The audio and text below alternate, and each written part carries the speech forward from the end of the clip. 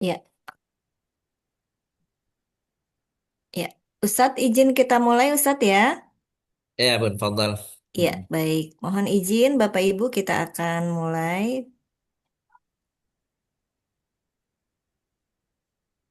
sebentar.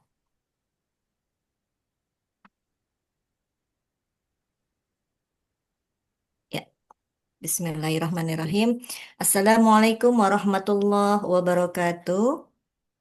Waalaikumsalam warahmatullahi wabarakatuh. Ya. Nah, Waalaikumsalam Alhamdulillah. warahmatullahi wabarakatuh. Alhamdulillahirrabbilalamin wassalatu wassalamu ala sayyidil mursalin nabiyina Muhammadin wa ala alihi wa sahbihi ajmain. Allahumma ftah lana hikmataka wansur alina rahmataka ya dzal jalali wal ikram. Alhamdulillah puji syukur kehadirat Allah Subhanahu wa taala pada hari ini pada tanggal 2 bulan 2. Alhamdulillah tanggal cantik ya.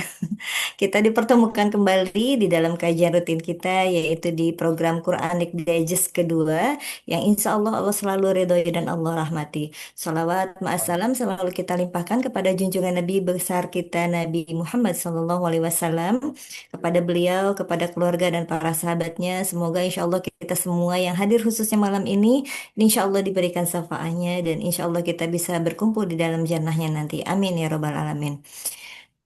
Baik, kita mulakan bersama dengan membaca basmalah dan Ummul Quran. Semoga hari ini diberikan kelancaran dan kemudahan. Dan menjadi doa juga buat keluarga kita, kerabat kita, sahabat kita yang hari ini sedang diuji dari kesehatannya. Semoga Allah berikan kesembuhan, kesehatan paripurna. Amin ya Ila rabbal hadratin alamin. Nabil Mustafa Muhammadin sallallahu alaihi wasallam. Al-Fatihah. Alhamdulillah. Amin ya robbal alamin. Alhamdulillah telah hadir di tengah kita Ustadz kita yang terhormat. Assalamualaikum Ustadz. Waalaikumsalam warahmatullahi Ya. wabarakatuh. Daripada Bapak Ibu semua. Ustadz sehat ya. Keluarga Umi, anak-anak sehat. Alhamdulillah. Alhamdulillah. Baik, Alhamdulillah semoga Ustadz sehat terus sehingga bisa terus membimbing kita sampai program kita selesai. Dan apa kabar Bapak Ibu? Semoga Bapak Ibu semua yang hadir insya Allah sehat semua. Baik, Alhamdulillah Amin. untuk efektif waktu, tafadhol Ustadz. Baik, syukran dari Fa. Bismillahirrahmanirrahim. Assalamualaikum warahmatullahi wabarakatuh. Waalaikumsalam. Waalaikumsalam warahmatullahi wabarakatuh. Innalhamdulillah, wassalatu wassalamu ala rasulillah wa ala alihi wa sahbihi wa mawalah. Asyhadu an la ilaha illallah wahdahu la syarika lah wa asyhadu anna nabiyyana Muhammadan abduhu wa rasuluh. اللهم صل وسلم وبارك على النبي الكريم ورسول العظيم نبينا ومولانا محمد وعلى آله وأصحابه وأتباعه وأنصار إلى يوم الدين وسلم تسليما كثيرا فسبحانك لا علم لنا إلا ما علمتنا إنك أنت العليم الحكيم وتب علينا يا مولانا إنك أنت التواب الرحيم وعلمنا من لدنك علما نافعا يا ذا الجلال والإكرام. Assalamualaikum warahmatullahi wabarakatuh. Assalamualaikum hayatakum Bapak Ibu yang kemuliakan. Puji syukur kehadirat Allah SWT, salat dan salam pada baginda kita Nabi besar Muhammad Sallallahu Alaihi Wasallam. Alhamdulillah di Senin malam hari ini kita bisa sama-sama kembali hadir dalam majelis kajian Quranic Digest kita. Salat dan salam kepada baginda kita Nabi besar Muhammad Sallallahu Alaihi Wasallam. Alhamdulillah waktu begitu cepat terasa berputar, bergerak, beralih sehingga di hari ini kita sudah di pertengahan bulan Sya'ban. Maka mudah-mudahan di separuh yang kedua nanti Allah senantiasa hadirkan kepada kita sehat walafiat sehingga bisa menyongsong Ramadan di tahun ini. Mudah-mudahan Ramadan yang lebih baik dari tahun-tahun sebelumnya. Insya Allah. Ibu-ibu, bapak-bapak yang kami muliakan, pada pertemuan malam hari ini kita eh, akan setelah berbicara yang lalu tentang zakat dan macam-macamnya, ya, maka tersisa 4 pertemuan ke depan. Insya Allah, jika Allah izinkan kita masih bisa menyelesaikannya, maka akan bicara secara umum tentang haji dan hal-hal yang terkait dengan hal itu. Ya. Pada malam hari ini kita akan terlebih dahulu memahami, mengetahui secara sederhana tentang tujuan daripada ibadah haji. Tempat yang menjadi tujuan daripada ibadah haji. Jadi apa itu makna haji? Haji itu kan ziarat. Ziaratu baitallah, ziaratu baitillah bi waqtin muayyanin wa syurutin muayyan wa a'malin muayyanatin. Apa itu haji?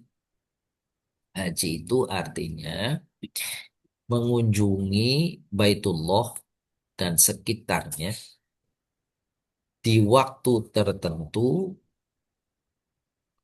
dengan amalan-amalan tertentu. Itu deh, ya. Jadi haji mengunjungi rumah Allah, Ka'bah dan sekitarnya dengan amalan tertentu dan waktu yang tertentu. Itu makna dan definisi daripada haji. Waktu tertentu tentu saja di bulan-bulan haji. Amalan tertentu tentu amalannya sudah digariskan oleh Rasulullah Sallallahu Alaihi Wasallam. Tempat-tempat tertentunya tentu saja Mekah dan Ka'bah dan sekitarnya.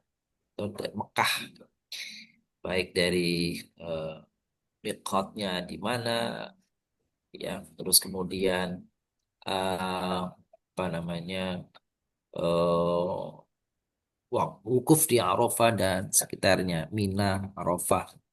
Jadi bapak-bapak ibu yang muliakan, yang namanya haji itu tidak mencakup Madinah Al-Munawwarah. Jadi kalau Munawwarah Madinah itu ziarah, dan ziarah ke makam Rasulullah Sallallahu Alaihi Wasallam. Jadi kalau inti daripada hajinya sebenarnya hanya di Mekah saja, ya. Itu tidak mencakup Madinah, tetapi biasanya paket sudah kalau sudah ke Makkah, ke Madinah. Nah, bagaimana Makkah itu dan Madinah kemuliaan keduanya dan sejarah awalnya kota Makkah itu apa? Begitu. Maka dalam pertemuan malam hari ini, kita akan kesempatan kita sebelum memasuki tentang bagaimana ibadah haji, syarat rukun, dan seterusnya, yang akan kita sampaikan pada pertemuan akan datang. Terlebih dahulu kita akan mengenal dua kota suci, yaitu Makkah dan Madinah. Dua kota suci itu,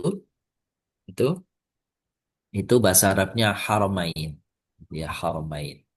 Haramain berarti kok dua kota suci. Baik, di sini saya. Mau. Hmm,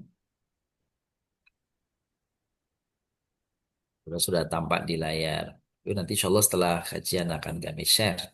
Oke. Haramain, Makkah dan Madinah. Jadi haram itu Makkah dan Madinah.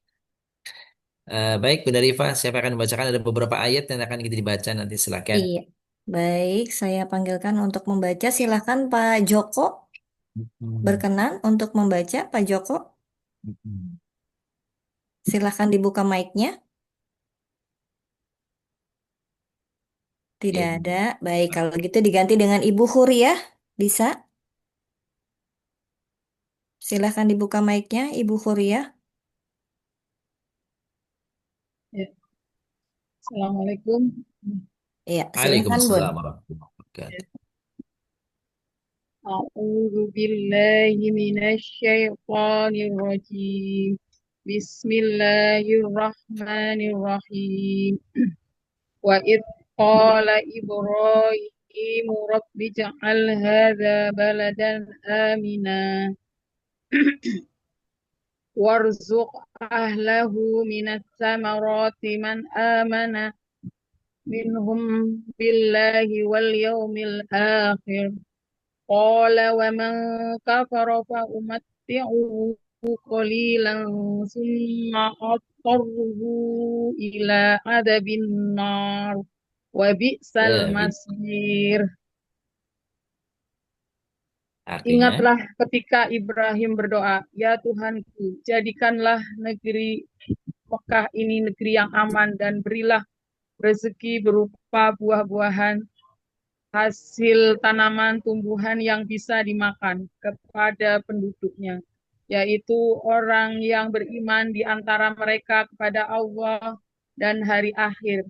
Dia Allah berfirman, siapa yang kufur akan aku beri kesenangan sementara. Kemudian aku akan paksa dia ke dalam azab neraka. Itulah seburuk-buruk tempat kembali. Alhamdulillah. Se- Selanjutnya siapa Bunda Rifa yang akan bacakan nih? Iya, baik. Terima kasih Bu Huria. Lanjut Ya, dengan Ibu, sama-sama. iya, dengan Ibu UU Kurnia atau Pak Oh, UU? Pak Pak U. UU, maaf ya. Monggo, Pak Pak U. UU, Dibantu. silahkan dibuka mic-nya. Iya, Pak UU Kurnia. Bismillahirrahmanirrahim. Inna awwala baitin wudi'a lin-nasi lalladzi bi Bakkata mubarakan wa hudan lil alamin. Fihi ayatum bayyinatum maqamu Ibrahim. ومن دخله كان آمنا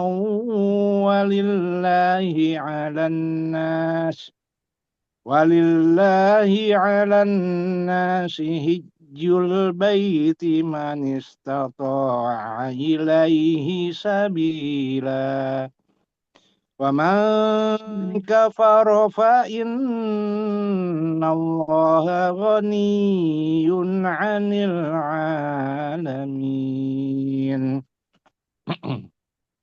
Sungguhnya rumah ibadah pertama yang dibangun untuk manusia adalah Baitullah yang berada di Mekah atau Makkah yang diberkahi dan menjadi petunjuk bagi seluruh alam. Di dalam terdapat tanda-tanda yang jelas. Di antaranya makom Ibrahim, siapa yang memasukinya ke Baitullah, maka amanlah dia. Di antara kewajiban manusia terhadap Allah adalah melaksanakan ibadah haji ke Baitullah, yaitu bagi orang yang mampu mengadakan perjalanan ke sana.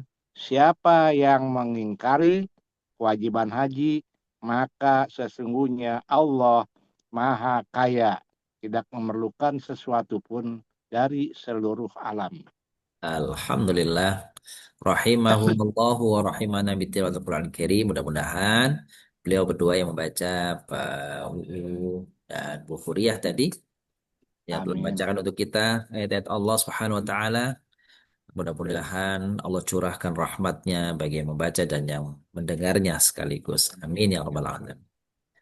Dua ayat yang dibacakan oleh beliau berdua tadi itu dua-duanya bicara tentang kota Makkah dan juga Ka'bah serta ibadah haji. Wa idh qala Ibrahim, dan ingatlah, jadi kalau kata id itu Bapak Ibu yang kan itu di dalamnya itu ada terbersit makna ingatlah gitu ya. Padahal kata id itu sendiri maknanya sebenarnya adalah ketika.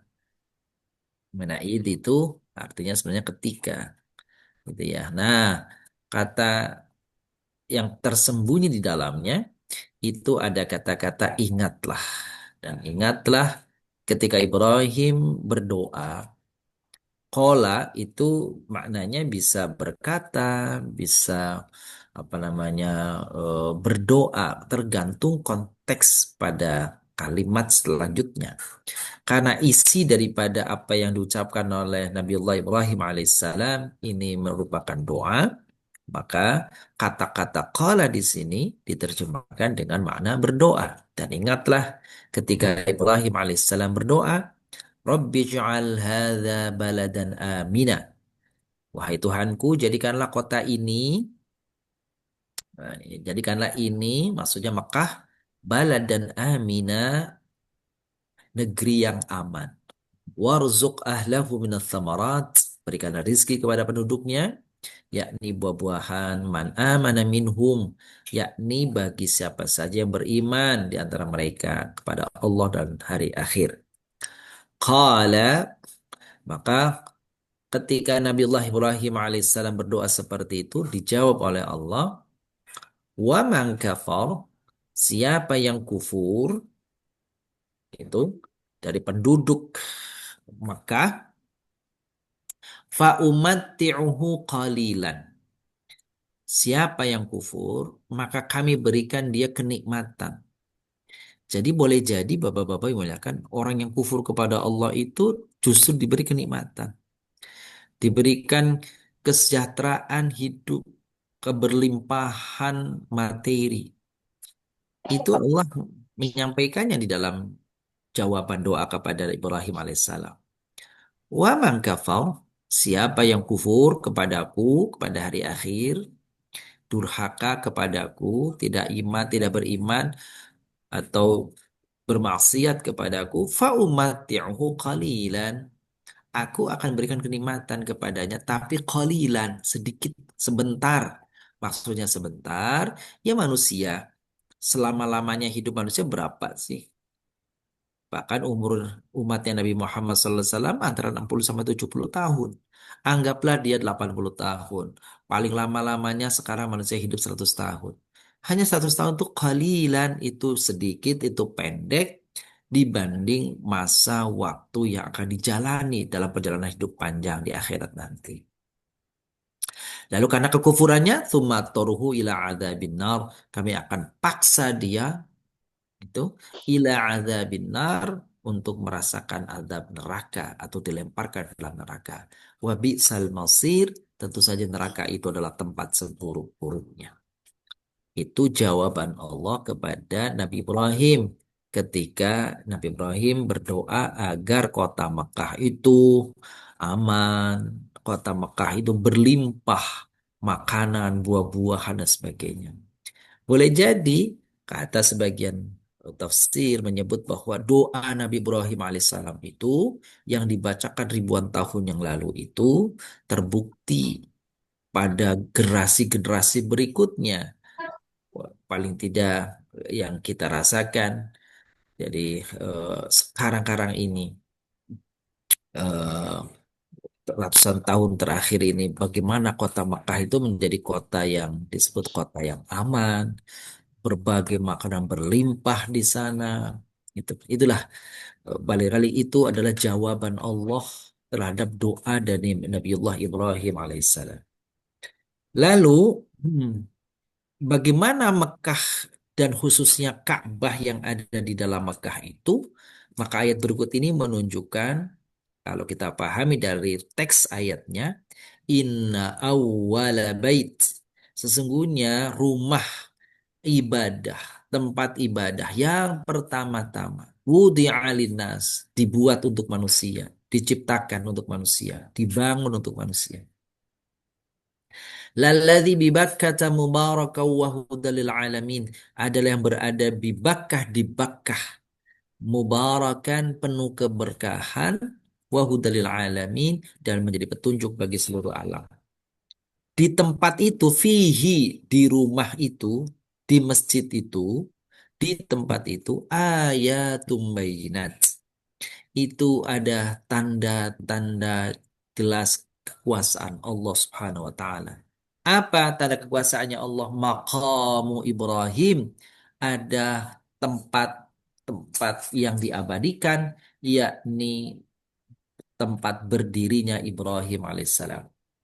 Wa man dakhalahu, siapa yang memasukinya, kana amina, siapa yang memasuki kota Makkah, wabil khusus yakni Baitullah, yakni Masjidil Haram, kana amina, dijamin aman. Walillahi, dan kepada Allah, ala nasi, wajiban manusia karena Allah, hijjul bait, yaitu melaksanakan haji ke rumah Allah. Man istata'a, siapa yang dia memiliki istita'ah, kemampuan, ilai sabila, untuk menuju ke tempat tersebut. Bahasan tentang istita'ah ini insyaallah nanti pada pertemuan yang tersendiri kita akan bahas apa yang dimaksud istita'ah, apa kriteria istita'ah, Dan juga bagaimana kalau orang apa namanya dianggap tidak mampu, ya, tidak memiliki istitoah terhadap kewajiban haji, mungkin nanti kita bahas dalam pertemuan khusus. Wa man kafar, siapa yang mengingkari untuk melakukan ibadah haji, padahal dia mampu, padahal dia secara harta mampu, secara fisik mampu, tidak ada halangan, terus dia nggak mau. Fa innallaha ghaniyun 'anil alamin. Allah nggak perlu, Allah nggak penting. Itu menunjukkan bahwasanya ibadah yang kita lakukan hakikatnya adalah tertuju untuk kepentingan kita sendiri, bukan untuk kepentingan Allah. Tidak ada faidahnya bagi Allah SWT atas semua ibadah yang dilakukan oleh manusia atau hamba-hambanya. Seorang beribadah, maka ibadah itu akan kembali kepada dirinya. Orang tidak akan beribadah durhaka, maka kedurhakaan itu akan terkembali kepada dirinya. Yang seperti itu. Faman asa alaiha. Siapa yang berbuat buruk, maka perbuatan buruk itu akan terkembali kepadanya. Selanjutnya, Bapak yang muliakan, nah kita akan lihat bagaimana penjelasan tafsir pada ayat-ayat yang kita bahas di atas tadi. Pada ayat 96 surat Al-Imran, Inna awwala bait tadi, menerangkan bahwa rumah pertama yang dijadikan tempat ibadah manusia dalam sholat dan berdoa ialah Ka'bah yang ada di kota Makkah, yang didirikan oleh Nabiullah Ibrahim alaihissalam dan Ismail alaihissalam. Jadi Makkah dengan Ka'bahnya merupakan pusat rohani pertama yang ditetapkan bagi manusia. Setelah Ka'bah baru dibangun Masjidil Aqsa.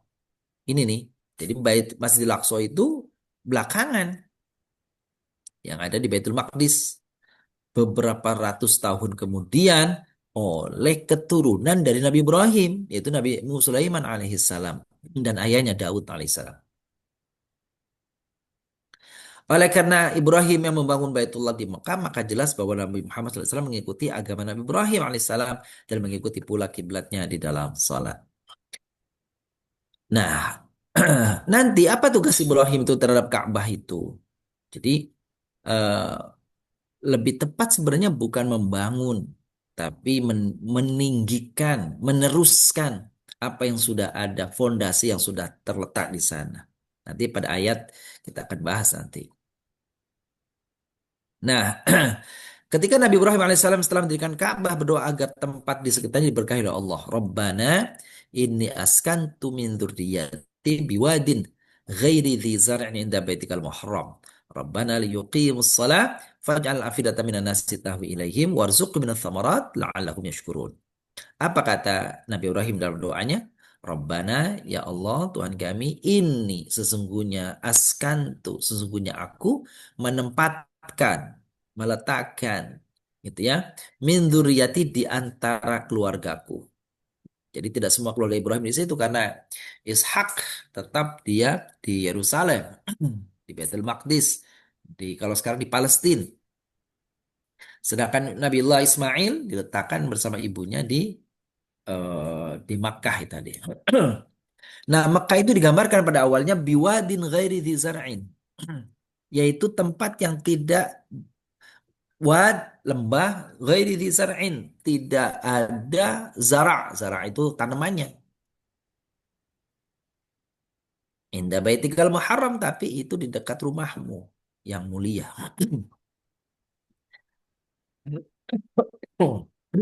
Maaf. Rabbana liyuqimus shalah. Ya Allah, jadikanlah mereka anak keturunanku itu liyuqimus shalah, orang-orang yang mendirikan sholat. Faj'al afidatan minan nas. Maka ya Allah jadikanlah hati-hati manusia itu tahwi ilaihim, cenderung, senang, cinta, gitu ya, kangen. Maka doa Nabi Ibrahim yang ini nih, faj'al afidatan minan nasi tahwi ilaihim, boleh jadi orang-orang yang beriman itu akan merindukan kepada Ka'bah, merindukan kepada Masjidil Haram. Ya Allah, jadikanlah hati-hati mereka itu cenderung kepada mereka, yaitu keluarganya yang ada di Mekah itu. Jadi secara umum orang-orang yang namanya orang beriman, orang mukmin, orang muslim dimanapun, rasa-rasanya selalu hatinya tertaut dengan Ka'bah, tertawa dengan Masjidil Haram, ingin ke sana, yang sudah haji pun ingin kembali berhaji, yang sudah umroh ingin kembali umroh, dan seterusnya dan seterusnya. Boleh jadi ini bagian daripada dikabulkannya doa Nabi Ibrahim alaihissalam. Warzuqhum minas thamarati la'allahum yashkurun. Ya Allah, berikan kepada mereka rezeki berupa buah-buahan. La'allahum yashkurun. Semoga mereka mensyukuri, orang-orang yang bersyukur. Maka kalau kita bicara maka bicara Madinah, maka bicara pohon yang tumbuh di sana, ya ini adalah kurma, pohon yang memiliki keutamaan luar biasa. Bahkan disebut-sebut pohon yang bisa buahnya itu bertahan dalam jangka waktu ratusan tahun. Itulah pohon kurma. Allah memberkahi kota Makkah ini dengan tanaman-tanaman yang memberikan kepada untuk penduduknya kecukupan di dalam eh, kebutuhan mereka. Para sejarawan di bidang keagamaan, utamanya di kalangan agama-agama monoteis, monoteis itu berarti agama-agama yang bertuhankan Allah tuh ya, Ibrahimik, selalu mempertanyakan rumah ibadah manakah yang paling tua, apakah Haikal atau bahasanya kuil, ya Haikal Sulaiman atau dalam bahasa Inggris Solomon Temple yang dibangun oleh Nabi Sulaiman alaihissalam di Yerusalem, ataukah Baitullah yang ada di Mekah, mana yang lebih dahulu. Ayat tadi sebenarnya saya sudah mensitir, sudah menyangkat, mengungkapkan sebagiannya. Ayat di atas menyatakan bahwa rumah yang mula-mula dibangun untuk tempat ibadah manusia ialah Baitullah yang ada di Bakkah. Nama kuna atau nama kuno, nama apa namanya awal dari kota Mekah itu namanya Bakkah. Dan ini telah disinggung di dalam kitab Zabur yang dapat dilihat pada buku di Old Testament, ya, di ayat 5 sampai dengan 6. Gitu ya. Apa terjemahan bahasa Indonesianya? Rahmat semoga tercurah kepada seluruh seorang manusia yang kekuatannya berada padamu. Yang di dalam hatinya ada jalan-jalan, mereka berjalan melewati lembah Bakka, membuat baik. Itu terjemahan bahasa Indonesia itu. Nah, apa itu maksudnya tuh? Jadi Bakka itu Mekah itu. Bakka itu Mekah itu yang sekarang tuh. Nah, tulisan lain misalnya seorang mualaf namanya Martin Links, ya, dalam bukunya Muhammad His Life Based on the Earliest Source menyatakan bahwa Baka dalam kitab Zabur di atas tidak lain adalah Bakkah yang tercantum dalam surat Ali Imran, ya, surat ketiga ayat 96 di atas. Tarikh atau sejarah Nabi Daud alaihissalam adalah sekitar 900 tahun sebelum Masehi. Nabi Daud kira-kira hidupnya 900 tahun sebelum Masehi atau 2.900 tahun yang lalu kalau dari sekarang nih, ya. Sekarang kira-kira 2.900, 3.000 tahun yang lalu. Jadi Bakka telah ada lebih dari 2.900 tahun. Ini Mekah nih. Kalau konteksnya Nabi Ibrahim. Gitu ya. Karena telah disinggung pada kitab Nabiullah Daud alaihissalam, kitab Zabur di atas. Sedangkan kuil Sulaiman didirikan oleh putra Daud alaihissalam, yaitu Nabiullah Sulaiman alaihissalam. Jelas bahwa Baitullah di kota Bakkah lebih tua dibanding kuil Sulaiman di Yerusalem. Atau dengan kalimat lain, begini Bapak Ibu yang kami muliakan. Kalau kuil di apa namanya atau Solomon Temple di Yerusalem dibangun oleh Nabi Daud yang kemudian juga di apa namanya dikukuhkan oleh Nabi Sulaiman alaihissalam. Nabi Sulaiman adalah putranya Daud alaihissalam. Daud itu keturunan daripada Yakub. Jauh Yakub. Yakub itu anaknya Ishak.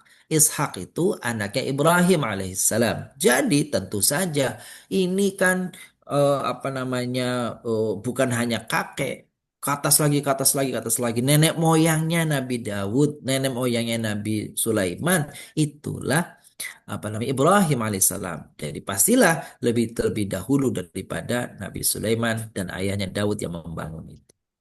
Nah, siapakah yang membangun Ka'bah? Ayatnya, A'udzubillahi minasyaitonirrajim. Wa idh yarfa'u Ibrahimul qawa'ida minal baiti wa Ismail. Itu, Rabbana taqabbal minna innaka antas samiul alim. Dan tadi kita temukan idh ya, ingatlah. Ingatlah ketika Nabi Ibrahim alaihissalam meninggikan, yarfa itu mengangkat, meninggikan. Apa yang ditinggikan? Qawaid. Qawaid itu pondasi. Jadi kalau begitu meninggikan pondasi berarti pondasinya sudah ada. Kalau bangunan mau dibangun kan ada pondasinya. Nabi Ibrahim hanya membangun tembok di atas pondasi itu. Berarti pondasi sudah ada. Kalau begitu Ka'bah sudah ada jauh sebelum Nabi Ibrahim alaihissalam terlahir karena pondasi-pondasinya sudah ada. Nabi Ibrahim tugasnya hanya meninggikan dari atas pondasi itu. Kan kalau ada tulisan yang menyebut bahwa sebelum Nabi Ibrahim alaihissalam meninggikan Ka'bah dan dia bertawaf di situ jauh sebelumnya Nabi Adam alaihissalam ketika diturunkan pun ia bertawaf atau mengelilingi Ka'bah itu. Lalu ada lagi tulisan yang menyebut bahwa sebelum Nabiullah Adam alaihissalam bertawaf dan belum ada manusia yang ada di bumi, maka para malaikat mereka sudah bertawaf mengelilingi Ka'bah.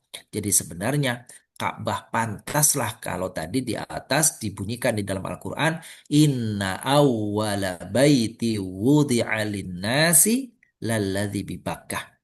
Tempat ibadah pertama yang dibangun untuk manusia adalah yang berada di Bakkah, di Mekah tadi. Nah, gitu ya. Nah, Al-Quran menyebutnya begitu, tidak jelas kapan waktunya. Yang jelas Nabi Ibrahim hanya meninggikan pondasinya, berarti sudah ada pondasi itu jauh sebelum Ibrahim alaihissalam meninggikannya. Innaka antas samiul alim. Nabi Ibrahim memuji Allah, sungguhnya engkau ya Allah itu maha maha mendengar lagi maha mengetahui. Nabi Ibrahim berdoa ketika sudah membangun meninggikan Ka'bah, Nabi Ibrahim berdoa agar kiranya tadi tuh diberkahi tempatnya, aman, sentosa gitu ya, diberikan anugerah rezeki berupa buah-buahan, diberikan keamanan, hati manusia mudah-mudahan cenderung ke sana, anak keturunannya dijadikan oleh Allah orang-orang yang mendirikan sholat dan seterusnya. Innaka antas samiul alim. Sesungguhnya engkau wahai Allah maha mendengar, maha mengetahui apa yang aku panjatkan ini doa-doanya. Pada ayat 127 surat Al-Baqarah di atas menunjukkan bukti lain bahwa Nabi Ibrahim lah yang mendirikan atau lebih tepatnya meninggikan fondasi-fondasi Ka'bah. Adanya makam Ibrahim di samping Baitullah, yang kalau Bapak Ibu lagi tawaf itu kan ada kayak kurungan ya, kayak kurungan warna emas tuh di samping apa namanya dekat Ka'bah ada berdiri bangunan kecil gitu.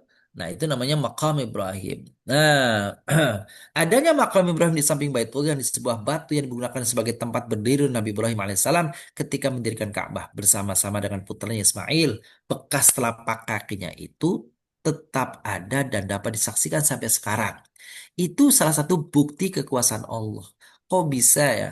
Tanah yang dulu dipijak, batu yang dulu dipijak oleh Ibrahim alaihissalam yang memiliki tanda bekas itu ternyata diabadikan di situ dan itu disebut dalam Al-Quran apa tuh fihi ayatum bayinat maqamu Ibrahim, ada tanda-tanda kekuasaan kami yaitu berupa apa maqam Ibrahim. Maqam artinya apa, tempat berdiri.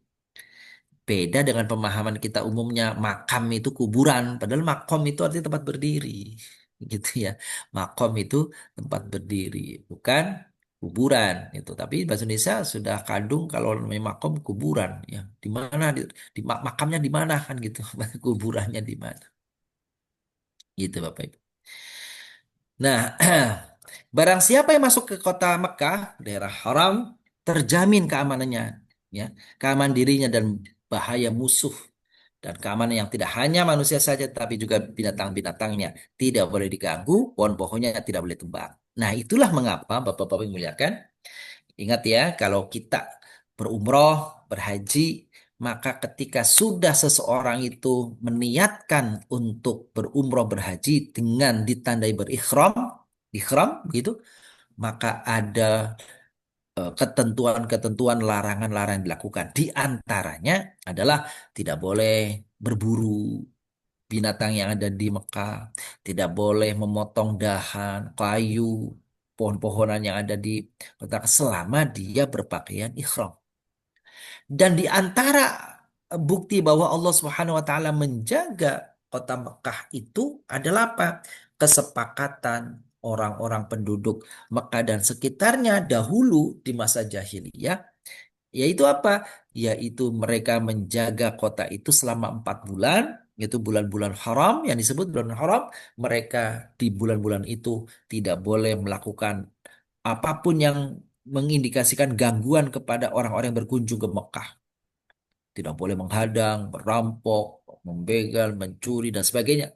Perang pun nggak boleh. Itu. Bahkan tanah haram itu disepakati sebagai tanah yang haram artinya mulia. Dilarang untuk di dalamnya itu melakukan hal-hal yang apa namanya membunuh seperti membunuh dan seterusnya. Bulan-bulan haram itu dimulai dari Zulqa'dah, Zulqa'dah, Zulhijjah, Muharram plus ya ini bulan Rajab. Itu ya bulan-bulan haram. Setelah Nabi Ibrahim mendirikan kembali Ka'bah, lalu beliau disuruh untuk menyuruh seluruh manusia agar mereka berziarah ke Baitullah, wa adzin fin nasi bil hajj. Diperintah oleh Allah kepada Ibrahim, hai Ibrahim, panggil manusia untuk berhaji.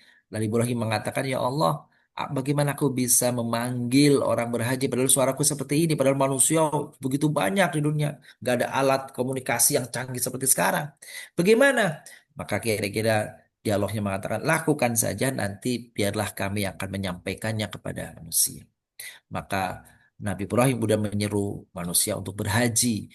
Seruan Ibrahim itu lantas apa namanya diteruskan dengan izin Allah kepada hamba-hamba yang dikehendaki oleh Allah di alam roh sekalipun, termasuk Bapak Ibu yang kami muliakan, gitu.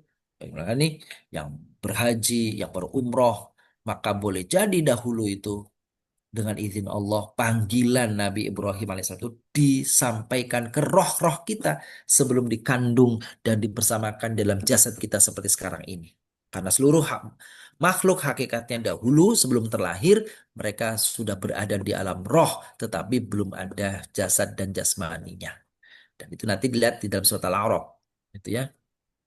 Itu yang menunjukkan bahwa dulu Allah pernah bertanya kepada roh-roh, alastu bi rabbikum qalu bala antaqulu 'ala Allahi gitu. Eh, ketika ditanya apakah aku di Tuhan kalian? Wahid akhadha rabbukum min bani adam 'ala zuhurihim wa asyhadu 'alaihim qalu alastu bi rabbikum qalu bala syahidna. Itu ya.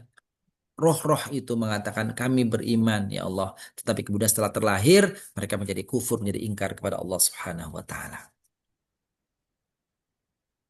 Madinah kota suci selain Makkah.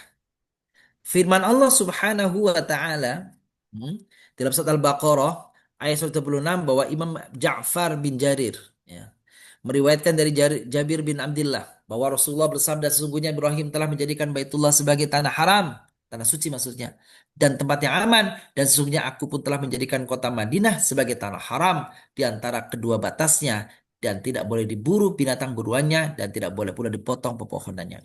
Jadi kalau Makkah itu menjadi kota suci karena perintah apa namanya perintah Allah kepada Nabi Ibrahim alaihissalam yang menjadi suci itu, sedangkan Madinah itu kota suci ditentukan atau dilakukan oleh baginda Nabi besar Muhammad Sallallahu Alaihi Wasallam. Ibrahim menjadikan Baitullah kota Makkah itu suci, sedangkan Madinah itu oleh Nabi Muhammad Sallallahu Alaihi Wasallam.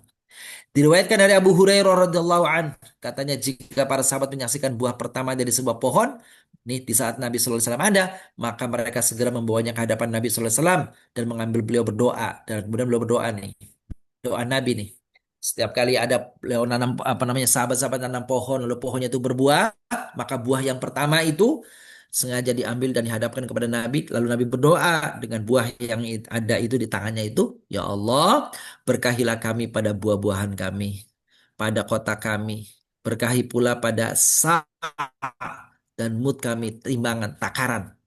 Ya Allah, sesungguhnya Ibrahim adalah hambamu, kekasihmu dan nabimu, dan bahwasanya aku adalah hambamu dan nabimu. Ibrahim telah berdoa untuk Makkah, dan aku berdoa untuk Madinah, seperti ia berdoa untuk Makkah, dan keberkahan juga sepertinya. Nah, itu menunjukkan bahwasanya Madinah tidak kurang berkahnya daripada Mekah. Kemudian beliau memanggil anak kecil dan memberikan buah tersebut kepadanya. Dan menurut lafaz Imam Muslim disebutkan keberkahan bersama keberkahan. Kemudian beliau memberikan buah itu kepada anak-anak paling kecil yang hadir di saat itu. Di dalam hadis Sahih Bukhari dan Muslim dari Anas bin Malik, Rasulullah SAW pernah bersabda kepada Abu Talhah, tolong carikan untukku salah seorang dari pemuda kalian yang akan membantuku. Lalu Abu Talhah pergi memboncengku di belakangnya, maka aku pun melayani Rasulullah SAW setiap kali beliau singgah. Dalam hadis tersebut, Anas bin Malik menyebutkan, beliau berangkat ketika Gunung Uhud tampak olehnya. Maka beliau bersabda, inilah gunung yang mencintai kita dan kita pun mencintainya. Itu Rasulullah berkata kepada Gunung Uhud, gitu ya. Dan ketika mendekati kota Madinah, beliau pun bersabda, ya Allah, sesungguhnya aku menjadikan sebagian kota tanah haram pada yang ada di antara kedua gunungnya, sebagaimana Ibrahim telah menjadikan Makkah sebagai tanah haram. Ya Allah, berkahilah pada So' dan Mud mereka. So' dan Mud adalah ukuran-ukuran dalam timbangan. Artinya supaya apa? Supaya kalau timbangannya jujur, timbangannya benar, maka insya Allah masyarakatnya akan tentram, akan aman, dan itu tidak konflik gara-gara kecurangan yang dilakukan oleh para pedagangnya. Masih menurut riwayat Imam Bukhari dan Muslim dari Anas bin Malik, Rasulullah SAW bersabda, ya Allah, berikanlah kepada Madinah 2 kali lipat berkah yang telah engkau berikan kepada Mekah. Tuh doanya Rasul. Makanya orang kalau sudah pergi ke tanah suci, gitu ya, seperti umroh sekalipun, maka paketnya sudah mesti Mekah dan Madinah. Mekah itu haram, arti suci, Madinah juga haram. Maka kedua-duanya haram, kedua-duanya suci, maka disebutlah Haramain. Ya, jadi Haramain itu artinya 2 kota suci. Ya. Sedangkan menurut lafaz Imam Muslim, Rasulullah SAW bersabda, sungguhnya Ibrahim telah menjadikan kota Mekah sebagai tanah haram dan mendoakan penduduknya. Dan sungguhnya aku menjadikan kota Madinah sebagai tanah haram, sebagaimana Ibrahim telah menjadikan kota Makkah sebagai tanah haram. Dan aku mendoakan agar diberikan keberkahan pada Sa' dan Mudnya 2 kali lipat dari doa yang dipanjatkan Ibrahim untuk penduduk Mekah. Tuh. Ternyata begitu Bapak yang muliakan. Tidak kurang berkahnya Madinah dari Mekah, gitu ya, kota Madinah dari kota Mekah. Dari Abu Sa'id bahwa Nabi SAW bersabda, sungguhnya Ibrahim telah menjadikan Mekah sebagai tanah haram. Intinya dalam hadis yang sama ini bahwa informasinya bahwa Nabi menjadikan kota Madinah, mohon kepada Allah gitu, bahwa kota Madinah itu dijadikan juga kota suci sebagaimana Ibrahim menjadikan Mekah sebagai kota suci. Banyak hadis yang membahas jadikannya Madinah sebagai kota suci, cukup banyak. Ya, di sini hanya menyebutkan beberapa saja yang berkaitan dengan pengharaman. Pengharaman itu artinya pensucian, menjadikan statusnya suci, ya, terhadap kota Mekah sesuai dengan ayat Al-Quran yang dibahas tadi di atas. Dan orang-orang yang berpendapat bahwa pengharaman kota Mekah diberikan melalui lisan Ibrahim alaihissalam, itu berpegang pada hadis-hadis tersebut. Ada juga yang menyatakan bahwa kota Mekah menjadi haram atau menjadi suci sejak diciptakannya bumi. Gitu ya, sejak diciptakannya bumi. Bukankah tadi saya katakan bahwa sebelum Adam alaihissalam turun, dia turun ke dunia, maka Allah SWT sudah memerintahkan kepada para malaikat untuk apa? Untuk bertawaf di Ka'bah. Nah, oke, dan orang-orang yang berdebat bahwa pengharaman kota Mekah itu diberikan melalui lisan Nabi Ibrahim berpegang pada hadis-hadis tersebut. Ada juga yang mengatakan kota Mekah menjadi haram suci sejak diciptakannya bumi. Dan inilah pendapat yang lebih jelas dan kuat. Wallahu a'lam. Ada juga hadis lain yang menunjukkan bahwa Allah SWT telah mengharamkan kota Mekah sebelum penciptaan langit dan bumi bahkan. Insya Allah ya. Jadi sebelum penciptaan langit dan bumi itu Allah sudah menakdirkan bahwa kota kota Mekah itu statusnya menjadi kota suci. Hmm. Sebagaimana dijelaskan dalam kitab Sahih Bukhari dan Muslim melalui suatu hadis diriwayatkan oleh Abdullah bin Al-Abbas gitu ya.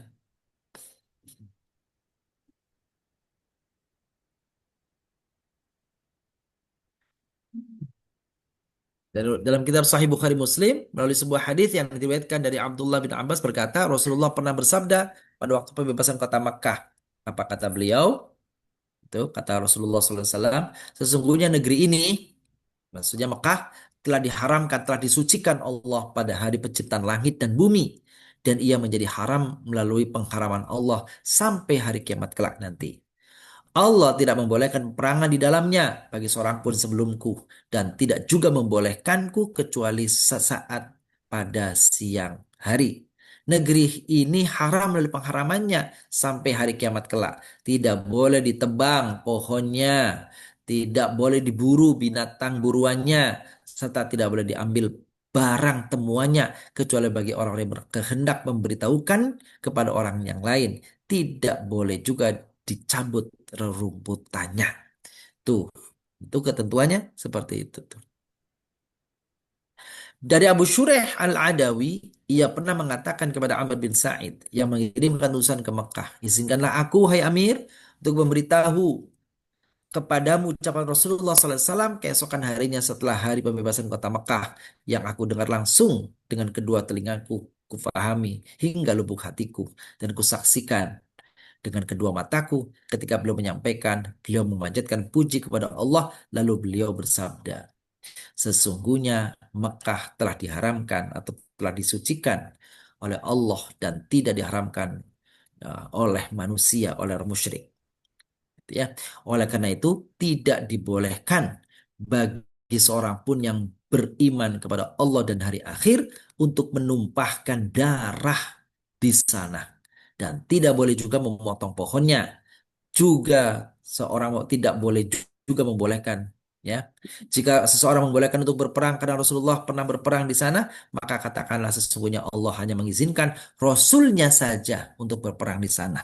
Maksudnya sebenarnya bukan berperang. Kalau memang konteksnya ini ya, Fathu Makkah itu kan tidak ada pertumpahan darah di sana. Dan tidak memberikan izin kepada kalian. Allah memberikan izin kepadaku hanya saat pada siang hari. Pada hari ini pengharaman kota Makkah kembali lagi sebagaimana yang kemarin. Maka hendaklah orang yang nadir ya ya orang yang hadir. Orang yang hadir menyampaikan berita ini kepada orang yang tidak hadir. Nah, itu pada peristiwa Fathu Makkah.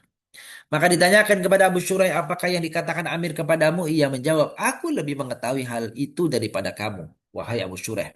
Sesungguhnya tanah haram tidak melindungi orang yang durhaka dan tidak pula yang melarikan diri karena membunuh dan tidak pula karena menimbulkan kerusakan. Bahkan sampai sekarang nih, bapak-bapak, ibu-ibu, itu orang kalau dia misalkan mencuri sekalipun di luar gitu, curi, dikejar, dicari tuh. Begitu kalau masuk Masjidil Haram, mereka jadi aman tuh. Ya, masuk Masjidil Haram jadi aman. Kenapa? Askar, tentara apa juga nggak berani tuh, nggak berani untuk apa namanya mencidrai dan sebagainya. Kalau dia sudah masuk ke dalam kota yang haram tadi, yang suci tadi. Nah, itu dia. Itu pengharaman itu maksudnya pensucian ya, pensucian kota Mekah. Kalau kota Mekah suci berdasarkan gitu ya, atau atas permohonan Ibrahim alaihissalam, sedangkan kalau Madinah atas permohonan Nabi Muhammad Shallallahu alaihi wasallam. Tentang pengharaman atau pensucian kota Mekah, kapan awalnya? Tadi ada tiga pendapat. Pendapat pertama, permulaan pensucian atau sucinya kota Mekah itu ketika Nabi Ibrahim berdoa kepada Allah lalu Allah lulus. Satu yang pertama. Yang kedua, ketika itu ya diciptakannya langit dan bumi. Itu yang kedua. Yang ketiga, sebelum Allah menciptakan langit dan bumi, Allah telah menetapkan kelak di bumi akan ada apa namanya kot atau ada tempat yang disucikan oleh Allah Subhanahu wa taala, yaitu yang disebut Bakkah atau Mekah sekarang itu. Dalam kitab Sahih Muslim disebutkan sebuah hadis yang diriwayatkan oleh Jabir yang menceritakan aku pernah mendengar Rasulullah SAW bersabda, tidak diperbolehkan bagi seorang pun membawa senjata di Mekah. Ya. Dalam kitab Bukhari Muslim terdapat sebuah hadis yang meriwayatkan dari Nabi SAW, tidak ada seorang pun yang lebih sabar atas gangguan yang didengarnya daripada sabarnya Allah. Mereka menyatakan bahwa Allah mempunyai anak, sedang dialah yang memberikan rizki dan kesehatan kepada mereka. Artinya orang yang menyekutukan Allah tuh, yang menganggap Allah punya anak tuh, Allah dalam hal ini tuh maha sabar. Kalau enggak sebenarnya sudah diazab tuh orang tuh. Dalam hadis sahih diriwayatkan Rasulullah SAW bersabda, sesungguhnya Allah memberikan tangguh kepada orang yang zalim, ya, hingga jika dia mengazabnya, maka dia tidak akan melepaskannya. Kemudian beliau membacakan firman Allah, wa kadzalika akhdhu rabbika idza akhadzal qura wa hiya zalimatun inna akhdahu alimun syadid. Dan begitulah azab Rabbmu apabila dia mengadab penduduk negeri-negeri yang berbuat zalim.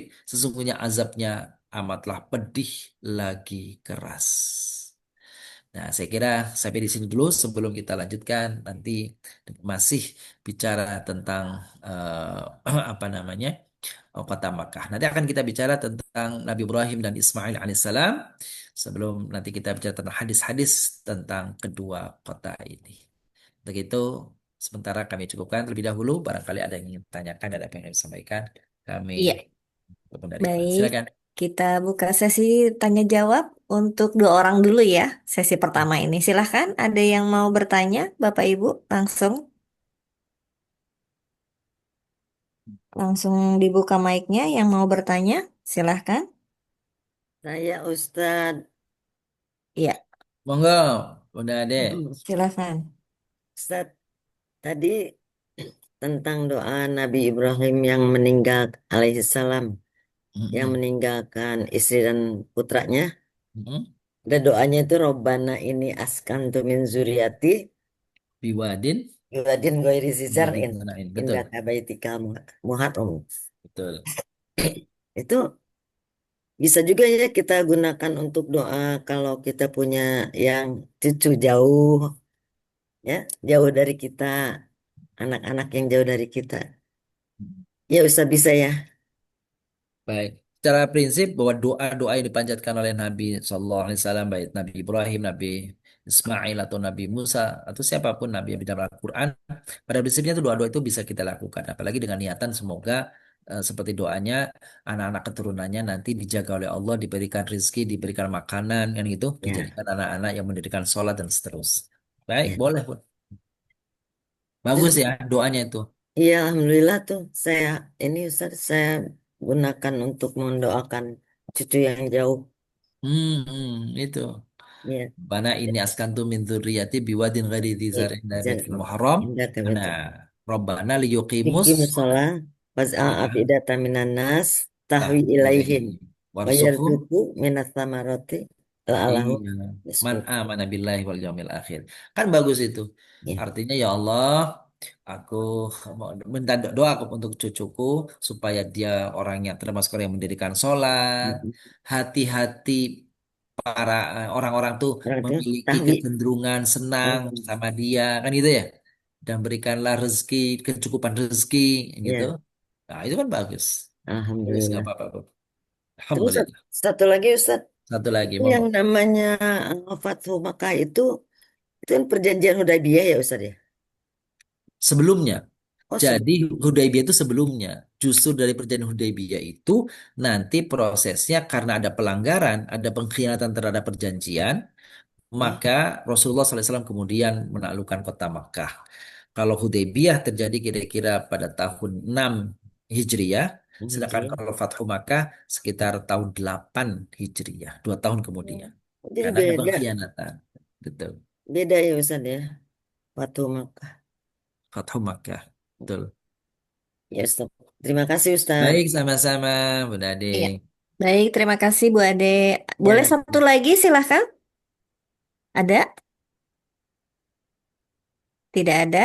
Kalau tidak ada, kita lanjutkan. Baik, Baik, lanjutkan. Alhamdulillah. Silahkan Ustadz, kita Baik. lanjutkan. Mm-mm. Sekarang eh, pada pembahasan tentang siapa sesungguhnya yang membangun. Mungkin lebih tepat kata-katanya adalah meninggikan Ka'bah. Pada kata-kata wa idh yarfa' Ibrahimul qawaid. Kata qawaid dalam ayat di atas merupakan zaman dari kata-kata kaidah yang artinya tiang atau pondasi. Artinya ya, pada Allah firman Allah tadi, Hai Muhammad SAW, katakanlah kepada kaummu mengenai pembangunan Baitullah yang dilakukan Ibrahim alaihissalam, gitu, dan Ismail alaihissalam dan peninggian pondasi oleh keduanya dan keduanya pun berdoa Rabbana taqabbal minna innaka antas samiul alim. Ya Rabb, Tuhan kami, terimalah dari kami amalan kami, sesungguhnya Engkaulah yang Maha mendengar lagi Maha mengetahui. Ya. Kemudian Imam Bukhari meriwayatkan dari Ibnu Abbas yang menuturkan wanita pertama yang membuat ikat pinggang adalah ibunya Ismail alaihissalam. Hal itu ia lakukan agar dapat menutupi jejak kakinya dari Sarah. Kemudian Ibrahim membawa istrinya dan putranya Ismail yang masih disusuinya hingga akhirnya Ibrahim menempatkan keduanya di dekat Baitullah di sisi sebuah pohon besar di atas sumur Zam-Zam di bagian atas Masjidil Haram. Kita akan bicara juga nanti bagaimana terjadi prosesnya ada Zam-Zam itu ya, sumur Zam-Zam. Dan pada saat itu Makkah tidak ada seorang pun. Tuh Bapak Ibu, di Makkah itu belum ada siapa-siapa. Bayangkan coba, Ibrahim membawa membawa Hajar dan Ismail menempatkan di tempat itu yang itu nggak ada orang. Udah gitu tandus, nggak ada tanaman, nggak ada air. Pada saat itu di Mekah tidak ada seorang pun dan tidak ada air. Beliau meninggalkan keduanya yaitu Hajar dan Ismail setelah meletakkan sebuah kantong yang berisi kurma dan tempat dari kulit yang berisi air. Cuma dibekelin itu saja. Kurma dan tetak air yang di tempat yang kalau bahasa kita mah teko gitu ya, gerirbah gitu ya. Tapi dari situ waktu itu kan belum ada teko kayak kita ya. Kemudian Ibrahim melangkah pergi. Lalu Hajar pun menyusulnya saling berkata, "Wahai Ibrahim, kemana engkau akan pergi? Engkau akan meninggalkan kami di lembah yang tidak ada seorang pun manusia dan tidak ada pula apapun di sini." Hajar terus-menerus menanyakan hal itu, tetapi Ibrahim tidak menoleh kepada istrinya. Ya, maka Hajar bertanya kepada kembali, apakah engkau menyuruhku melakukan ini dan itu? Ya, jawab Ibrahim. Hajar pun berucap, kalau memang demikian, dia tidak akan mengabaikan kami. Maksudnya apa itu? Maksudnya, apakah kepergianmu itu karena diperintah oleh Allah? Maka Ibrahim mengatakan benar. Ketika Ibrahim mengatakan benar, maka Hajar mengatakan, kalau gitu tidak mungkin Allah akan menyanyiakan aku. Selanjutnya setelah Ibrahim pergi, Hajar pun kembali dan Ibrahim pun terus berjalan hingga ketika sampai di atas bukit di mana mereka tidak melihatnya sudah sangat kecil ya jarak pandang yang terlihat oleh Ibrahim, Hajar dan Ismail tadi, maka beliau kemudian berdoa. Doa tadi tuh, Rabbana inni askantu min dzurriyyati biwadin ghairi dzi zar'in inda baitikal muharram. Rabbana liyuqimus shalah faj'al afidatan minan nasi tahwi ilaihim warzuqhum minats tsamarat la'allahum yashkurun. Lalu Hajar menyusui Ismail dan meminum dari air yang tadi ditinggalkan oleh Ibrahim tadi. Dan ketika air yang di dalam kantong itu sudah habis, nah ini ceritanya, ia pun merasa kehausan. Demikian pula putranya Ismail. Maka dilihatlah putranya merengek-rengek kehausan. Kemudian ia pergi karena tidak tega melihatnya. Selanjutnya ia menemukan Safa, bukit Safa, gunung yang paling dekat dengannya. Maka ia pun berdiri di atasnya, kemudian menghadap ke lembah sambil melihat-lihat, adakah seseorang manusia di sana? Tetapi ia tidak melihat seorang pun. Setelah itu ia turun dari sofa hingga ketika sampai di lembah, dia mengangkat ujung bajunya dan berusaha keras seperti orang-orang berjuang mati-matian supaya tidak bajunya itu tidak mengganggu ya larinya dia tuh kan dari bukit turun tuh yang kalau Bapak Ibu perhatikan lagi waktu sa'i itu ada tanda apa namanya lampu hijau. Hijau. Lampu hijau. Nah itu dulu asalnya kalau sekarang sudah rata ya. Dulu asalnya cekungan paling dalamnya itu. Cekungan paling dalamnya lembah itu sehingga mau tidak mau orang jadinya cepat jalannya larinya kan gitu karena Oh. cekung gitu. Nah sekarang sih sudah ada rata ya. Ya. Lalu kemudian dia mendatangi Marwah, kemudian berdiri di atasnya sembari melihat adakah seorang yang dapat dilihatnya, tetapi dia tidak melihat seorang pun hingga ia melakukan hal itu 7 kali. Gitu ya, itulah yang kemudian menjadikan adanya sa'i. Ibnu Abbas mengatakan Nabi berkata karena hal inilah orang-orang melakukan sa'i di antara keduanya, Safa dan Marwah. Ketika mendekati Marwah, ketika mendapati Marwah, ia mendengar sebuah suara. Ia pun berkata, diam. Gitu ya, diam. Maksudnya ditujukan kepada dirinya, kepada Hajar nih. Kemudian ia berusaha mendengar lagi hingga ia pun mendengarnya. Lalu ia berkata, engkau telah memperdengarkan. Adakah engkau dapat menolong? Nih Hajarnya ngomong nih. Tiba-tiba ia mendapatkan malaikat di tempat sumber air Zam-Zam. Ya. Oh. Kemudian malaikat itu menggali tanah dengan tumitnya. Dalam riwayat lain dengan sayapnya. Sehingga muncullah air. Selanjutnya ia membendung air dengan tangannya, ya. Maksudnya dengan dilengkungkan loh, dilengkungkan. Itu tangannya itu dilengkungin, dibulatkan gitu ya. Supaya airnya tidak keluar, tidak kemana-mana. Sambil berkata, Zumi, Zumi, Zumi. Oh. Nah, tapi dalam mengatakan Zami, Zami, Zami. Artinya berkumpul, berkumpul lah. Gitu ya. Hmm. Maka akhirnya airnya jadi ngumpul, nggak kemana-mana. Nanti lihat sabda Nabi SAW nih. Ibnu Abbas mengatakan Nabi bersabda, semoga Allah melimpahkan rahmat kepada ibunya Ismail, yaitu Hajar. Jika saja, ini kata Nabi, jika saja ia Hajar tidak, jika saja ia Hajar membiarkan Zam-Zam atau ya Zam-Zam itu tidak dibendung oleh tangannya, gitu, maka airnya tidak akan seperti ini, mengalir seperti ini. Apa airnya itu ngalir kayak sungai jadinya, Hmm. mana-mana, nggak menyatu, Ngumpul. nggak ngumpul kayak sekarang. Tuh, sekiranya, ini kata Rasulullah SAW, rahimallahu Umma Ismail, semoga Allah merahmati ibunya Ismail, yang dengan tangannya dia menjaga, melingkupi cair apa air yang keluar tadi, sehingga air tadi nggak kemana-mana. Gitu tuh. Seandainya dia tidak lakukan itu, maka apa namanya air Zam-Zam tidak seperti kekal seperti sekarang ini. Itu gitu tuh. Lalu lanjut Ibnu Abbas mengatakan, kemudian ia meminum air itu dan menyusui anaknya. Lalu malaikat berkata kepadanya, janganlah engkau khawatir akan disia-siakan. Tuh kata malaikat kepada Hajar, tinggal berdua saja di tempat yang sepi, sunyi, nggak ada apa-apa. Karena di sini terdapat sebuah rumah Allah yang akan dibangun oleh anak ini dan bapaknya. Dan sesungguhnya Oh. Allah tidak akan melantarkan penduduknya.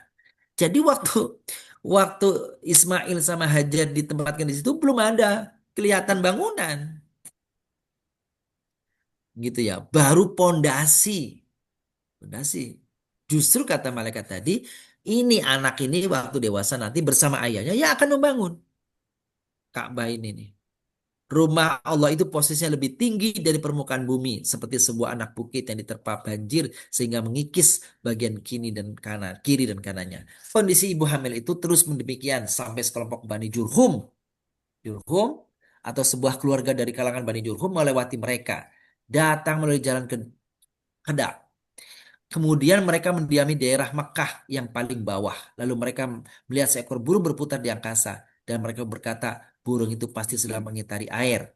Karena kita mengenal lembah itu tidak ada air, maka mereka pun mengutus salah seorang atau 2 orang utusan. Ternyata utusan itu menemukan air. Lalu mereka kembali dan memberitahukan perihal air itu. Maka mereka pun datang. Jadi, nah ini dari pengetahuan bersama.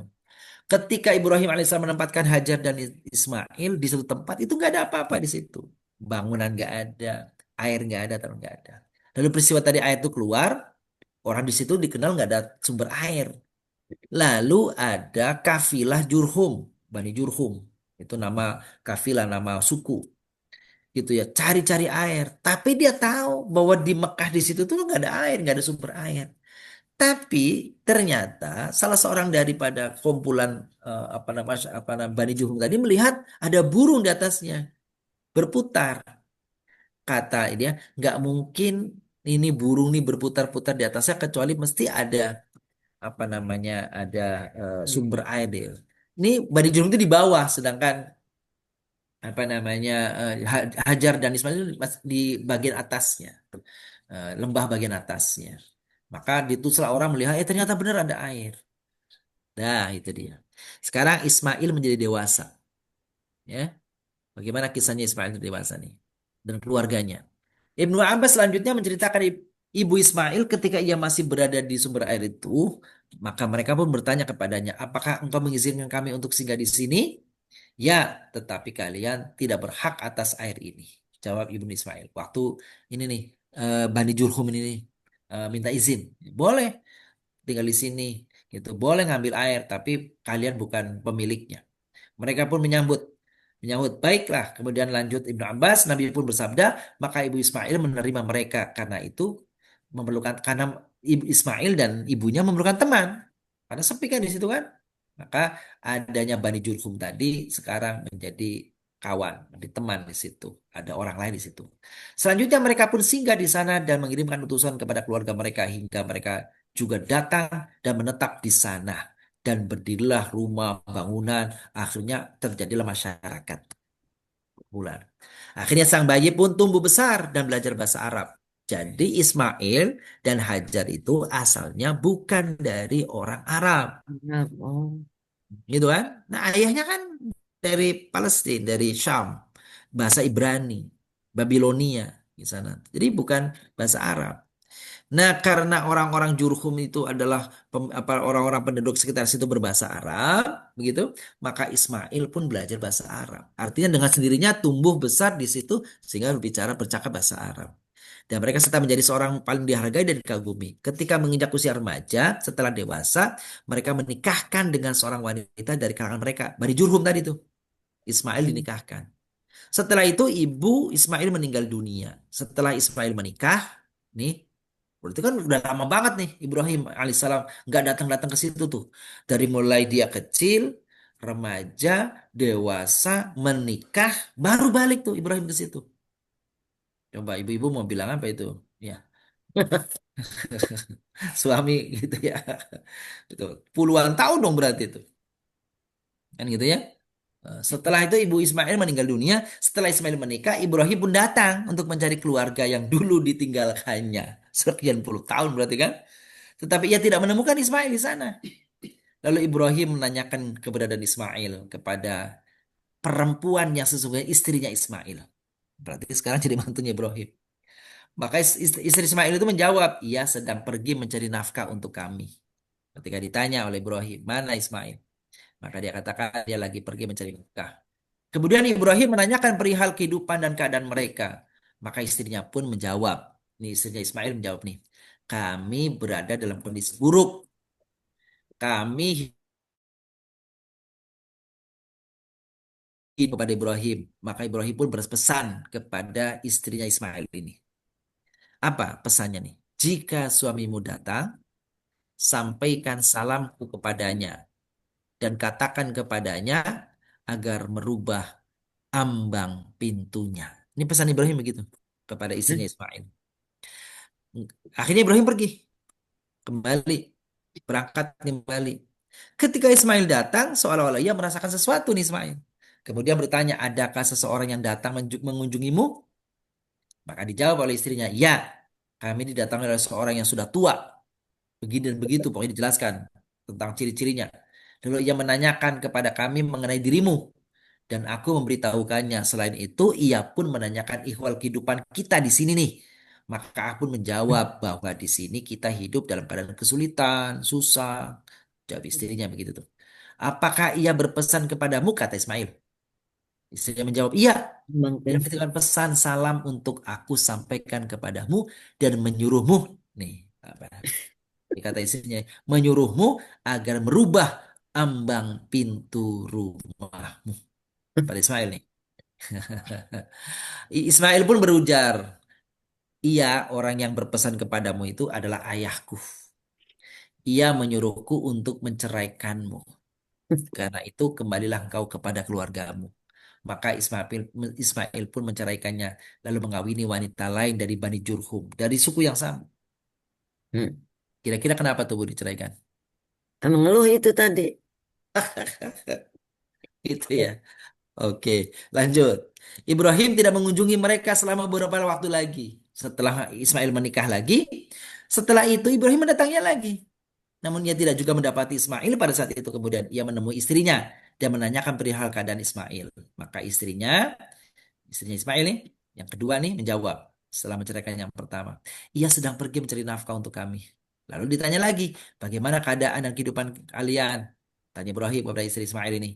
Maka istrinya mengatakan, kami baik-baik saja dan berkecukupan.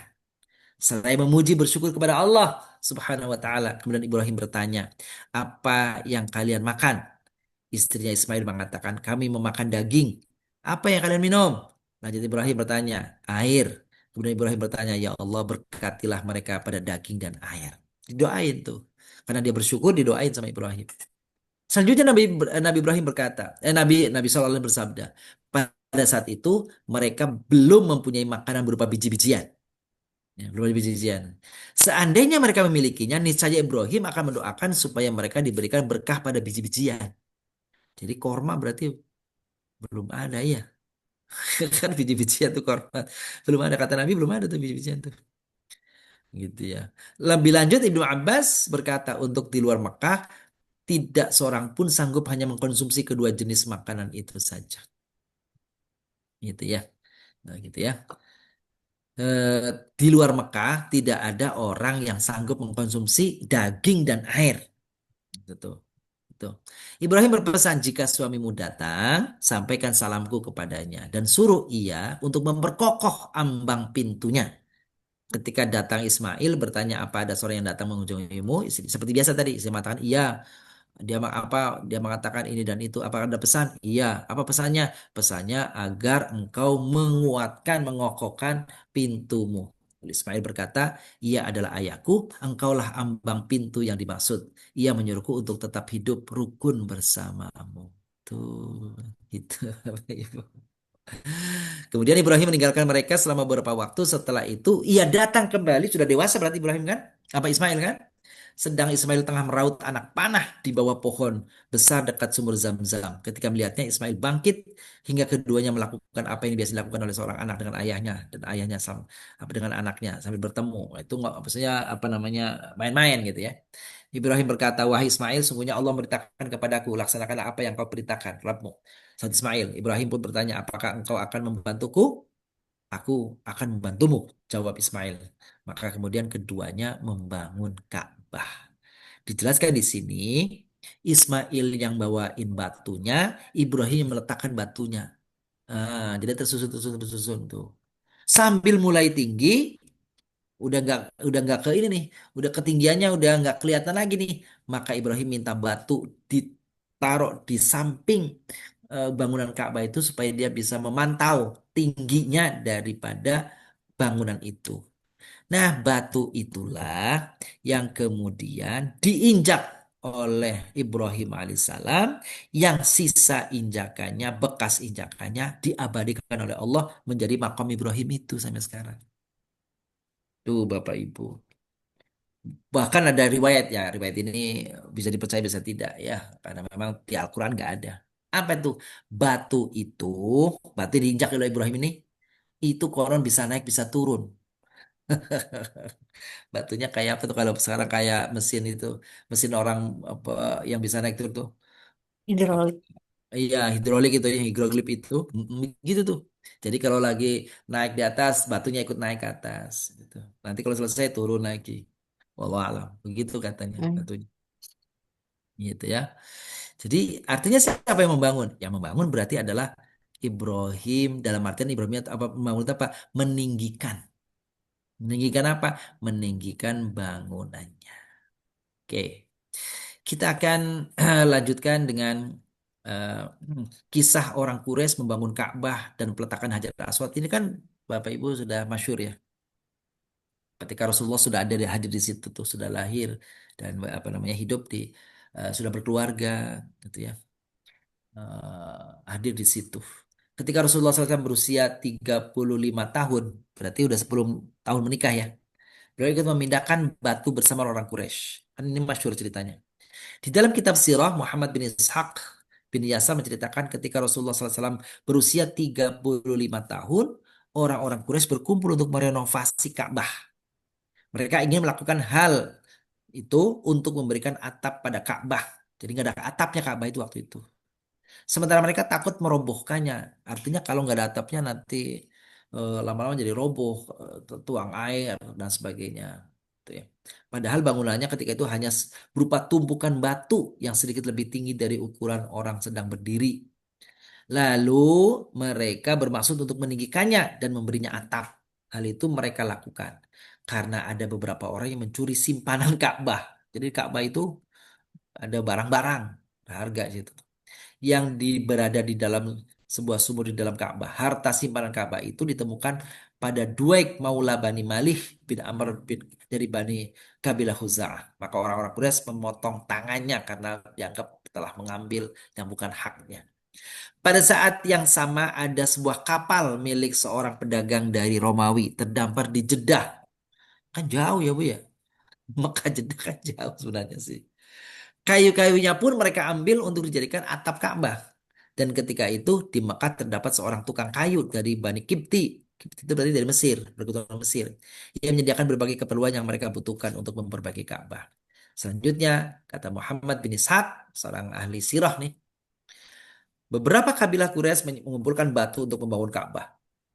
Masing-masing kabilah mengumpulkan batu-batu itu untuk mereka masing-masing. Jadi dibangun Ka'bah ulang, ditinggikan ulang.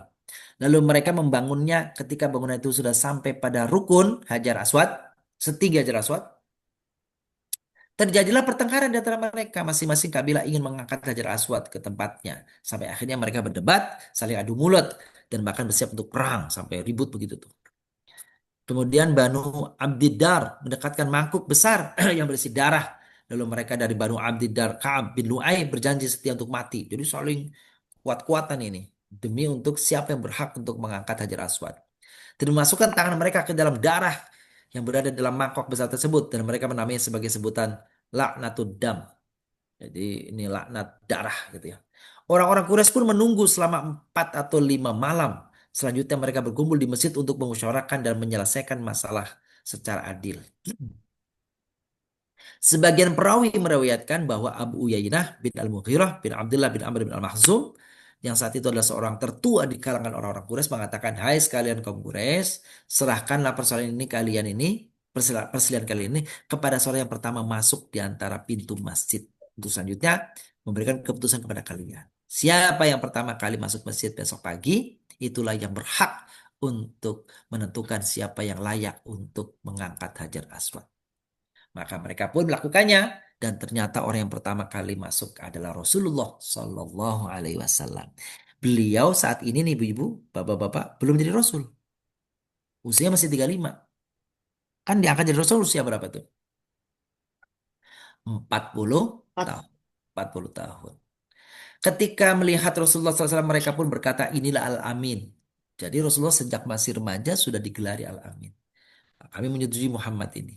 Setelah beliau bertemu, mereka semuanya menceritakan kepada beliau, maka Rasulullah bersabda, ambillah sehelai kain untukku. Kemudian beliau membawakan sehelai kain, masing-masing suku yang bertikai tadi memegang, ya, kepala-kepala suku yang memegang ujung-ujung kain tadi secara bersama-sama sehingga semuanya tidak ada yang terhinakan, semuanya merasa dimuliakan. Lalu Hajar Aswad tadi dibawa beramai secara serempak oleh 4 suku tadi yang memegang sudut-sudutnya kainnya. Setelah dekat tempat Hajar Aswad, maka tangan Rasulullah SAW yang kemudian mengambil dan meletakkannya di tempat Hajar Aswad. Tuh, sejak saat itulah Rasulullah SAW itu digelari Al-Amin. Inilah orang yang terpercaya. Gitu tuh, subhanallah. Jadi sejak masih remaja, Rasulullah telah dihormati, telah dihargai dan dimuliakan. Gitu deh. Bagian terakhir dari bahasan kita malam hari ini adalah hadis-hadis tentang kota suci Makkah dan Madinah. Ini Bapak Ibu muliakan. Salatun fi masjidi afdal min alfi salatin fi ma siwah ilal masjidil harama wa salatun fil masjidil harami afdal min mi'ati alfin salatin fi ma siwah.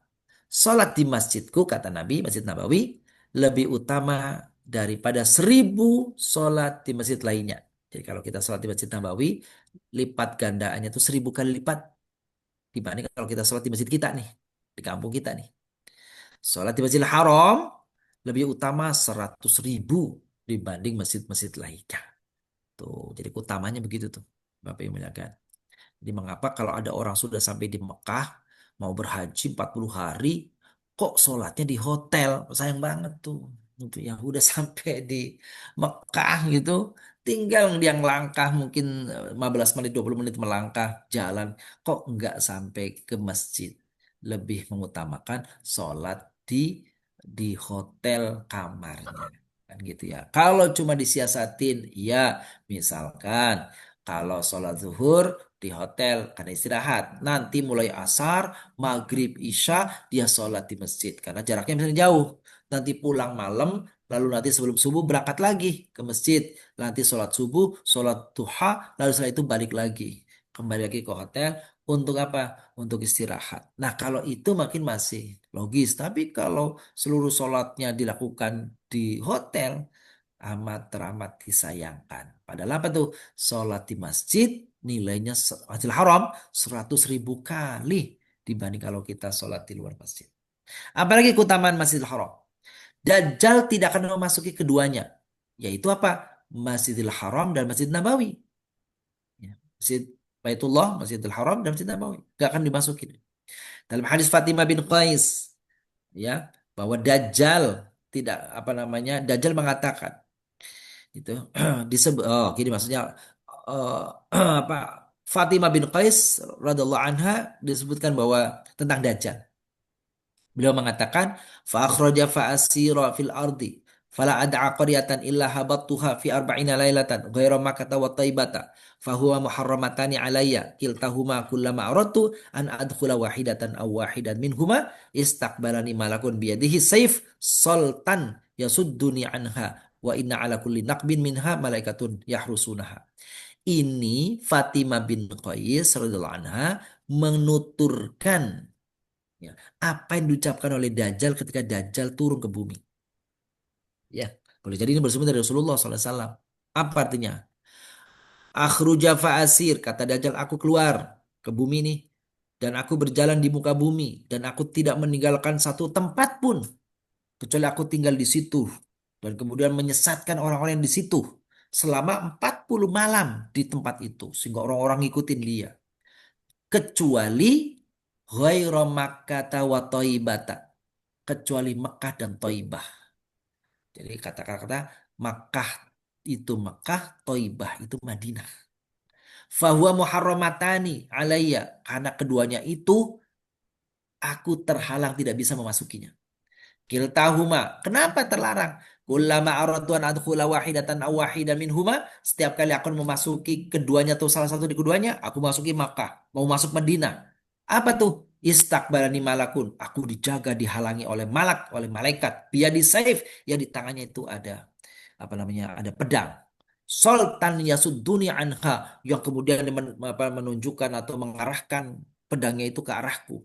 Wa in ala kulli naqbin minha malaikatan yahrusunaha. Dan setiap pojoknya ada malaikat-malaikat yang menjaga kota itu. Jadi kalau Dajjal datang, tempat teraman ya Makkah dan Madinah. Gitu tuh. Itu ya. Yang terakhir, Dajjal tidak akan masuk 4 masjid. Dajjal tidak akan memasuki 4 masjid. La ya'ti arba'atan masajidal Ka'bata wa masjidal Rasul wa masjidal Aqsa wa Tur. Tidak akan mendatangi 4 masjid ini. Dajjal tidak akan mendatangi 4 masjid ini. Pertama, Masjidil Haram yang ada Ka'bahnya. Yang kedua, Masjid Rasul, Masjid Nabawi. Ketiga, Masjid Aqsa. Dan yang keempat, Masjid Tur. Di mana tuh Masjid Tur adanya? Masjid Tur itu adanya di Mesir, yaitu di Bukit Tur yang disebut Tur Sina. Tempat di mana Nabi Musa alaihissalam dahulu mendapatkan wahyu dari Allah SWT yang sekarang dibangun masjid dan itu namanya Masjid Tur. Ada 4 tempat yang tidak didatangi oleh Dajjal: Masjidil Haram, Masjid Nabawi, Masjidil Aqsa, dan Masjid Tur di Mesir yaitu Tur Sina. Demikian Bapak yang muliakan, saya kira kisah bagaimana tentang kesucian kota yang akan dituju oleh para jemaah haji dan umroh dalam ibadahnya. Insya Allah pada pertemuan berikutnya kita akan memasuki tentang fardiyatul hajj, bagaimana fardunya ibadah haji, insya Allah. Baik, Alhamdulillah kita buka sesi yang kedua untuk bertanya, Ustaz. Monggo, monggo boleh. Baik, Alhamdulillah. Ya, silahkan Bapak Ibu untuk sesi kedua saya batasi hanya 2 orang saja ya. Baik, silahkan yang mau bertanya langsung dibuka mic-nya. Ada yang mau bertanya? Ibu Rika, Ibu Wirda, Ibu Nunung, Bu Eli, Bu Ade, silahkan. Pak Uu, Bu Kiki, di absen semua. Ya udah, saya lagi ya Ustadz ya. Iya, Oh gitu. silahkan Bu Ade. Ini ini ceritanya tadi tentang Nabi Ismail Ustadz. Iya. Eh, kok cerita tentang yang akan disembelihnya itu dilewat Ustadz ya? Iya, habis kalau ini terlalu panjang. Oh panjang, oh sengaja ya. Iya, Iya. Ya, babnya ini ya untuk haji hmm, umroh. Betul, ya, betul. ya. Insya Allah. Jadi Ada lagi? begitu. Silahkan. Hmm. Tidak ada? Sudah, ya, cukup Ustadz. Tidak Baik. ada. Ya, baik, Alhamdulillah. Kalau tidak ada, mari kita cukupkan Ustadz. Karena waktu Ya, juga membatasi kita baik. sempurnakan dengan doa. Silakan. Baik, Bapak yang muliakan, mari kita akhiri dengan bersama-sama doa. Astaghfirullahaladzim, astaghfirullahaladzim, astaghfirullahaladzim, min kulli dzambin adzim. Allahumma salli wa sallim wa barik ala sayyidina Muhammadin wa ala alihi wa sahbihi ajma'in. Walhamdulillahi rabbil alamin. Allahumma ighfir lana dhunubana wa kaffir 'anna sayyi'atina tawaffana minal abrar. Amin. Allahumma arzuqna ziyarata Masjidil Haram wa ziyarata qabri Nabi Muhammadin sallallahu alaihi wasallam bi amanin wa sihhatin wa afiyatin. كل عام برحمتك يا أرحم الراحمين اللهم بلغنا زيارة بيتك الحرام وبلغنا Amin. زيارة قبر النبي محمد صلى الله عليه وسلم بآمان وعافية وصحة وكل عام اللهم بلغنا زيارة بيتك الحرام وبلغنا زيارة قبر Amin. النبي محمد صلى الله عليه وسلم بآمان وصحة وعافية كل عام برحمتك يا أرحم الراحمين ربنا آتنا في Amin. الدنيا حسنة وفي الآخرة حسنة وقنا عذاب النار وصلى الله على سيدنا محمد وعلى آله وصحبه وسلم والحمد لله رب العالمين. Amin, amin ya Rabbal Alamin. Alhamdulillah, terima kasih Ustadz untuk kajian kita pada malam hari ini. Kita sempurnakan kembali dengan membaca doa kafaratul majlis. Subhanakallahumma bihamdika. Asyhadu an la Asyhadu an ilaha illa la anta. ilaha illa anta Astaghfiruka wa wa atubu astaghfiruka wa ilaik. Terima atubu kasih Ustadz, terima ilaik. kasih Bapak Ibu. Maaf lahir batin, sehat selalu sampai kita Sama-sama. bertemu di pertemuan berikutnya. Assalamualaikum. Insyaallah. Waalaikumsalam. Waalaikumsalam, Bu Baik, Rifat. izin Waalaikumsalam Teh. Bu warahmatullahi Rifat, terima wabarakatuh. kasih Terima Ya. kasih. sehat selalu, Ustadz. Amin, amin ya Izin live Allah. ya. Terima kasih Pak Ustadz. Amin, amin, Ibu. Berarti sebelum Ustadz pergi umroh sudah selesai ya, Ustadz? Iya, Ya insya Allah, insya Allah. Siap, siap. Makasih, Ustadz. Baik, Oke, makasih. syukran. Ya. Assalamualaikum. Izin live. Waalaikumsalam warahmatullahi wabarakatuh. Mohon izin, Bapak Ibu, semuanya. Ya, Sama-sama. Pak Ustadz. Terima Assalamualaikum. kasih Pak Sehat Ustadz. selalu. Waalaikumsalam warahmatullahi wabarakatuh. Wabarakatuh.